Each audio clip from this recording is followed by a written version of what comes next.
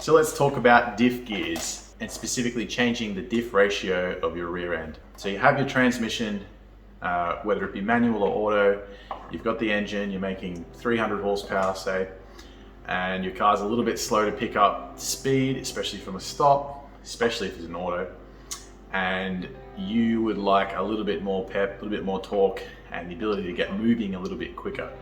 So the best thing, the first thing, and one of the easiest things you can do is to change your diff gears, the diff gear ratio. This will significantly increase the torque that is applied to the wheels, even though you haven't necessarily increased the torque coming from the engine. So the way this works is that the ratio between what is going into the diff, the amount of turns that the engine and tail shaft, gearbox, whatever, is putting into the diff, and the output ratio will be increased or decreased depending which way you go. And you can either increase torque by shortening up your diff ratio, say going from 345 to a 411 to 1 ratio, or you can go the other way to make it longer if you're having other trouble with traction. Boosted cars, things like that, sometimes like to be in gear longer and have a longer set of gears because they have the boost to make the torque up. But today we're going to be talking about your lightly modified NA car. One of the first mods I think you should be doing for your car, whether you're just on your P's or you just want to gain a little bit more performance, get an edge on the other guy in the other lane. So we'll talk about that today.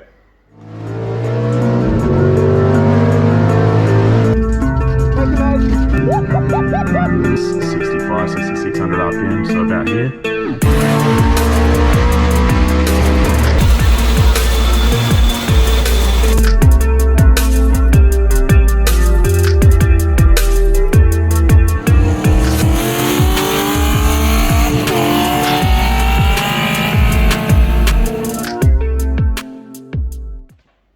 Now there's a few things that you have to consider when changing gear ratios.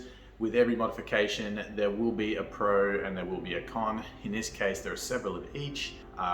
One thing that most people ask me and most people are concerned about is fuel economy. And while this is a genuine concern, I don't believe I have seen any significant change in fuel economy, whether that be around town or on the highway. And I did go from a 3.45 to 1 ratio up to a 4.11 ratio. So I'm pulling a couple hundred more revs on the highway than I usually would be. And even though I'm pulling more revs and more cycles per minute, I don't seem to be burning much more fuel. This may be that the engine is more efficient at the higher RPM than it would have been with the factory gears, as I do have fairly long gears with the T56 gearbox, and I think it's a 0.67 final drive at 6th gear. So for me, fuel economy wasn't an issue. I can still take the car from Queensland all the way down to Sydney and still run in the 10s. Before the cams, I could run in the 10s per 100, 10 litres per 100 range with the 411s, which is roughly the same as what I could do before I changed my diff gears out. So this is obviously going to be different if you have another application, and you should do some research online, maybe some forums or other videos on YouTube, and have a look at your specific application, see if you are able to pick up any sort of good data in that respect. You do have to consider that because you will be at a higher RPM range, if you had a loud exhaust, you may have more cabin noise due to the exhaust at cruise or more drone, something you do need to consider. There have been concerns that I've heard in the past that I don't necessarily agree with, but I will mention them. Some people say that when you change gear ratio, it will change the size of the teeth and the amount of material on the tooth.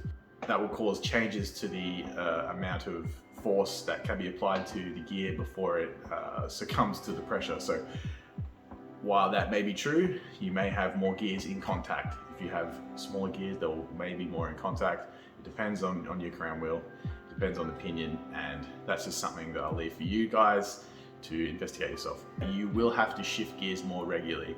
If you do drive a manual and you're not so quick on the gear shifts, this could be a problem for you if you're looking for outright performance. But honestly, I don't think it'll be too much of an issue. While you do have more gear shifts, you may have one extra gear shift. You should be ahead by that time anyway because you have more torque. So the other thing is that you will have less gear speed, in that the vehicle will reach a lesser speed before you are required to shift.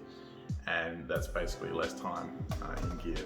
So let's move on to the pros. So obviously the main pro for this one is that you will have more torque. There's no two ways about it. The torque multiplication factor between the gearbox and the wheels now has been changed by the diff ratio being modified and being changed itself. So that in itself will provide you with more torque for each gear at the wheels. So there's not more torque being applied to the input side of the diff, only the output.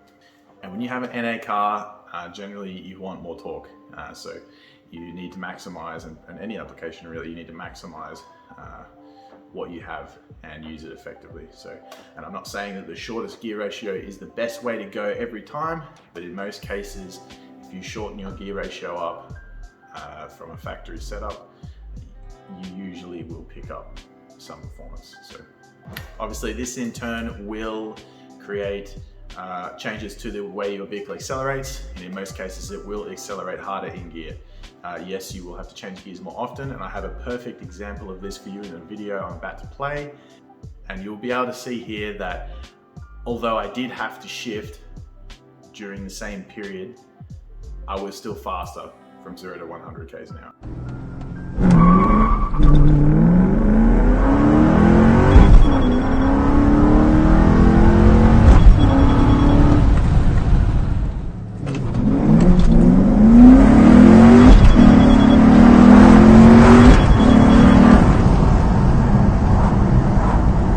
That's due to me having more torque. The car gets moving faster and more easily, and it allows me to basically be out ahead of where I would have been with the longer gears. I did find that the shorter gears were more forgiving. If I was to go to the drag strip and say bog the car on launch, if I was racing somewhere and I got caught out of my power band, the shorter gears were more forgiving because I was able to get up into my power band more quickly than I would having to wait for the longer gears to wind out. So, and I will show you here what I'm talking about.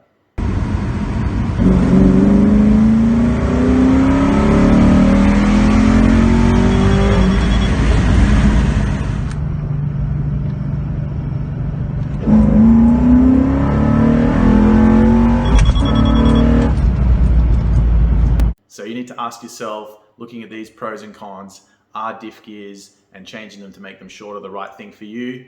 In most cases, I'm sure you'll find that they are. Again, for some of the auto guys with a stall and that kind of thing, you need case-by-case basis, but you should definitely investigate it, and I think you should look into it. This has been my personal experience. I've had an excellent experience with the shorter gears, and there's no way my car would be as quick as it is and doing as well as it is against other cars of its kind without these diff gears. There's a range of other tricks and that I've employed within the way that I've built the car, and I'm more than willing to share those in future videos. So if you liked this video, feel free to subscribe, drop a like, maybe comment, tell me what you think is a pro or a con, or what's most important to you. That would be great, it would really help me out, and stay tuned for next time. Thanks.